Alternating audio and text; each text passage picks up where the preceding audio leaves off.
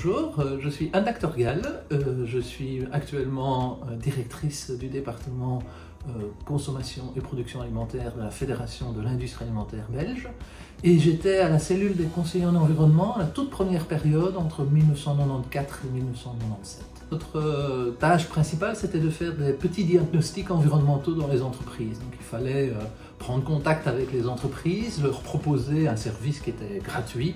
On se rendait dans les entreprises, on interrogeait les entreprises, on leur demandait leur permis environnement, leur facture d'énergie, d'eau et ainsi de suite.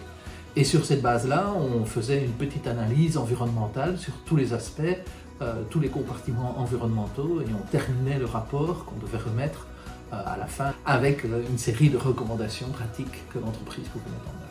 Le fait que l'on allait dans l'entreprise, que l'on prenait contact avec l'entreprise, avec le patron, que le focus était aussi les PME, on avait un contact direct et on les mettait en confrontation avec quelque chose qui était quand même assez peu commun à l'époque, c'était l'environnement avec tous les aspects, tous les comportements environnementaux. Et donc ce contact direct avec l'entreprise et se baser vraiment sur les réalités de l'entreprise, c'est quelque chose qui auparavant ne se faisait pas du tout. Je travaille actuellement à la Fédération de l'industrie alimentaire, donc je suis en contact tous les jours aussi avec les entreprises. Et ce qui m'a aidé énormément quand je travaillais à l'Union wallonne des entreprises et qui reste tout le temps, c'est justement ce contact avec les entreprises et cette réalité des PME.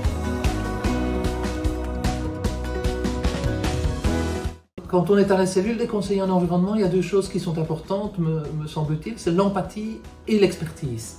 Il faut être empathique, il faut comprendre, il faut être à l'écoute, il faut comprendre la réalité du terrain et comprendre comment les choses se passent. En même temps, il faut aussi de l'expertise parce que les entreprises sont justement en demande de cette expertise.